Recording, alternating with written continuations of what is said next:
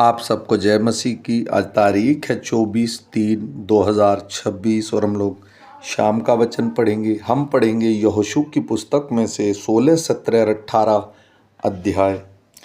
फिर यूसुफ की संतान का भाग चिट्ठी डालने से ठहराया गया। उसकी सीमा यिहारो के पास की यरदान नदी से अर्थात पूरब की ओर यिहारो के जल से आरंभ होकर उस पहाड़ी देश में होते हुए जो जंगल में है बेतेल को पहुंची। वहां से वह लूज तक पहुंची और एरेकियों की सीमा तक होते हुए अरारोत पर जा निकली और पश्चिम की ओर यलपेतियों की सीमा से उतरकर वह नीचे वाले बेथरोन की सीमा से होकर गेजेर को पहुंची और समुद्र पर निकली। तब मनशे और एप्रेम नामक यूसुफ के दोनों पुत्रों की संतान ने अपना अपना भाग लिया। एप्रेमियों की सीमा उसके कुलों के अनुसार यह ठहरी, अर्थात उनके भाग की सीमा पूरब से आरंभ होकर अत्रोदार से होते हुए ऊपर वाले बेथरोन तक पहुंची और उत्तरी सीमा पश्चिम की ओर से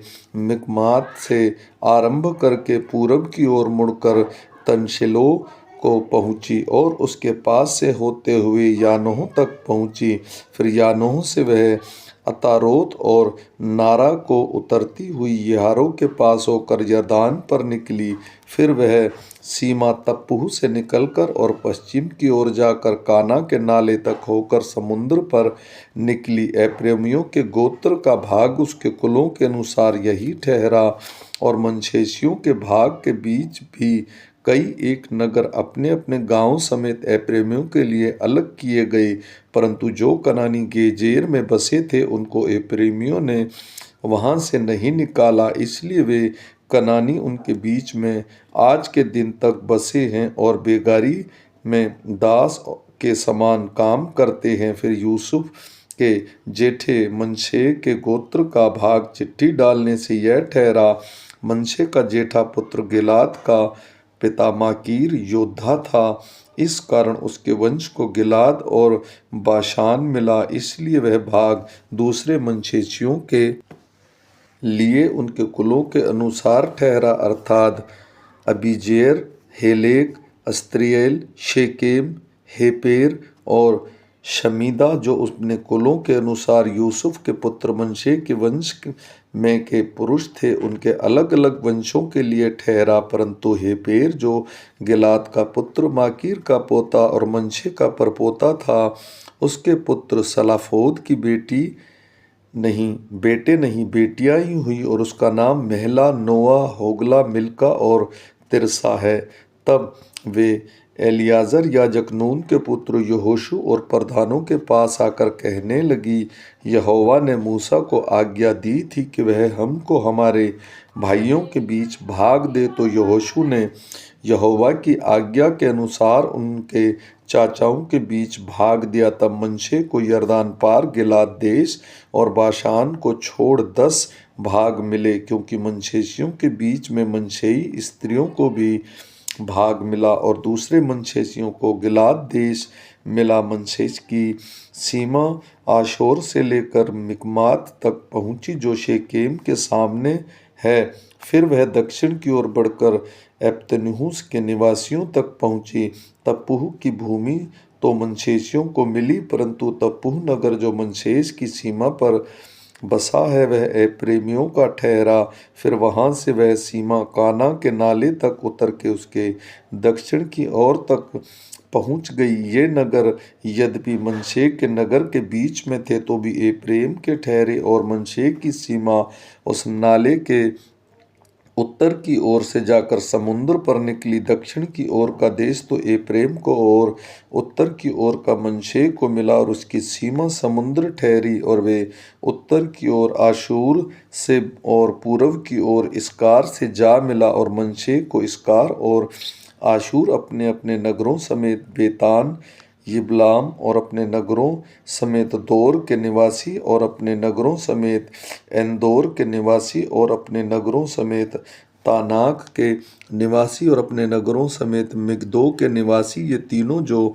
ऊंचे स्थानों पर बसे हैं मिले। परंतु मनशेई उन नगरों के निवासियों को उनके से नहीं निकाल सके, इसलिए वे कनानी उस देश में बलपूर्वक बसे ही रहे। तो भी जब इजरायली सामर्थ्य हो गए तब कनानियों ने बेगारी तो करने लगे, परंतु उनको पूरी रीति से निकाल बाहर ना किया। यूसुफ की संतान यहोशू से कहने लगी कि हम तो गिनती में बहुत हैं, क्योंकि अब तक यहोवा हमें आशीष ही देता आया है। फिर तूने हमारे भाग के लिए चिट्ठी डालकर क्यों एक ही अंश दिया है? यहोशू ने उनसे कहा, यदि तुम गिनती में बहुत हो और एप्रेम का पहाड़ी देश तुम्हारे लिए छोटा हो, जो परिज्जियों और रपाइयों का देश जो जंगल में, उनसे जाकर पेड़ों को काट डालो। यूसुफ की संतान ने कहा, वह पहाड़ी देश हमारे लिए छोटा है, और बेतशान और उसके नगरों में रहने वाले और यिज्रेल की तराई में रहने वाले जितने कनानी नीचे के देश में रहते हैं, उन सबों के पास लोहे के रथ हैं।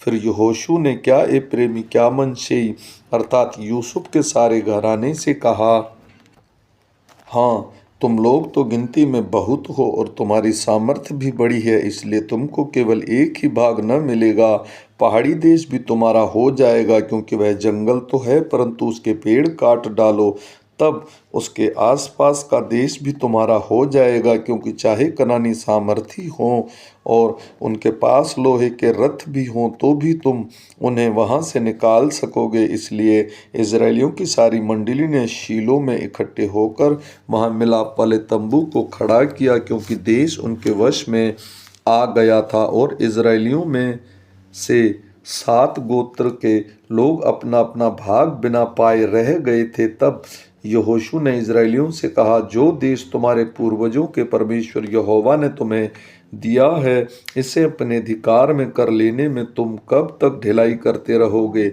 अब प्रति गोत्र में से 3 मनुष्य ठहरा लो, और मैं उन्हें इसलिए भेजूंगा वे चलकर देश में घूमे फिरें और अपने अपने गोत्र के भाग के प्रयोजन के अनुसार उनका हाल लिख लिख कर मेरे पास लौटा ले आएं।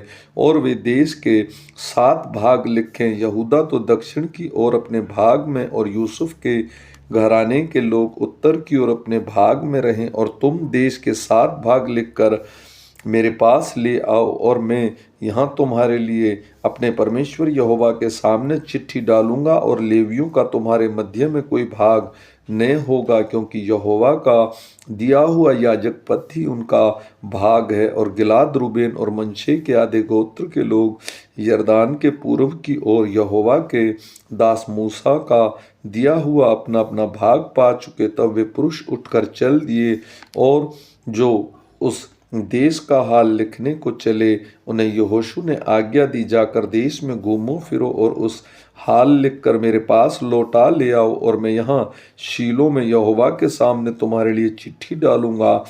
तब वे पुरुष चल दिए और उस देश में घूमते और उसके नगरों के 7 भाग करके उसका हाल पुस्तक में लिखकर शीलो की छावनी में यहोशू के पास आए। तब यहोशू ने शीलो के यहोवा के सामने और उसके लिए चिट्ठी डाली कि वह यहोशू ने इजराइलियों में उनके भाग के अनुसार देश बांट दिया। ब्यामीन के गोत्र की चिट्ठी उनके कुलों के अनुसार निकली, और उसका भाग यहूदियों और यूसुफियों के बीच में पड़ा, और उसकी उत्तरी सीमा यरदान से आरंभ हुई और यारू की उत्तर की ओर से चढ़ते हुए पश्चिम की ओर पहाड़ी देश में होकर बेतवेन के जंगल में निकली। वहां से वह लूज को पहुंची, जो बेतेल भी कहलाता है, और लूज के दक्षिण की ओर से होते हुए निचले बेथरोन के दक्षिण ओर के पहाड़ के पास जो अत्रोधार को उतर गई, और पश्चिमी सीमा मुड़ के बेथरोन के सामने और दक्षिण की ओर के पहाड़ से होते हुए किर्यत्रिबाल नामक यहूदियों के एक नगर पर निकली, जो किर्यत्रीम भी कहलाता है। पश्चिम की सीमा यही ठहरी। फिर दक्षिण की ओर से सीमा पश्चिम से आरंभ होकर किर्यत्रीम के सारे से होकर नेप्तेह के सोते पर पहुंची, और उस पहाड़ी सारे सिरे पर उतरी, जो हिस्त्रोन की पुत्र की तराई के सामने और रपाई नामक तराई से उत्तर की ओर, वहां से हिस्त्रोम की तराई में अर्थात यबूस के दक्षिण की ओर होकर एनरोगेल को उतरी। वहां से वह उत्तर की ओर मुड़कर मनश्शे को निकलकर गिलोत की ओर गई जो अदुम्म की चढ़ाई के सामने है। फिर वहाँ से यह रूबेन के पुत्र बोहोन के पत्थर तक उतर गई और वहाँ से उत्तर की ओर जाकर आराबा के सामने के पहाड़ की ओर से होते हुए अराबा को उतरी। वहाँ से वे सीमा बेतगेला के उत्तर की ओर जाकर खारे ताल के उत्तर की ओर कोल में यरदान के मुहाने पर निकली। दक्षिण की सीमा यही ठहरी और पूर्व की ओर की सीमा यरदान ही ठहरी। बियामीनियों का भाग चारों ओर की सीमाओं सहित उनके कुलों के अनुसार यही ठहरा। बियामीन के गोत्र को उसके कुलों के अनुसार ये नगर मिले, अर्थात यिहारो, बेतगेला, एक्मिसीस, बेतराबा, अस्मेरा, बेतेल, अबीम, पारा, ओपरा, कपरमोनी, ओप्रोनी और गोबा, ये 12 नगर उनके गांव मिले। फिर गिबोन, रामा, बेरोत, मिस्पे, कपीरा, मोसा, रेकेम, यिर्पेल, तरला, सेला, एलेप, यबूस जो यरूशलेम भी कहलाता है, गिबत और किरियात, ये 14 नगर उनके गांव भी उन्हें मिले। बियामीनियों का भाग उनके कुलों के अनुसार यही ठहरा। आमीन।